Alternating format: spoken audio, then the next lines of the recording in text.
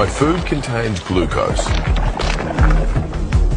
the fuel that feeds the trillions of healthy cells in my body. But that glucose also feeds something else. Zombie cells. Old, damaged cells that have lingered beyond their useful life.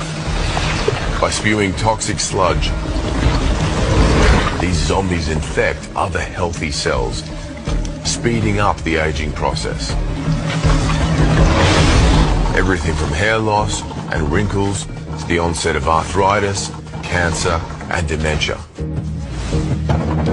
But what scientists have realized is that when we fast and cut off the supply of glucose, that zombie army is starved of energy, which saps them of their power.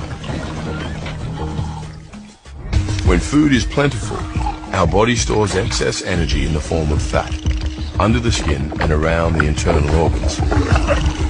When food is scarce, that fat is sent to the liver, where it's turned into an alternative fuel source called a ketone. And it's these ketones which provide the emergency power source, not only for our bodies, but also our brains.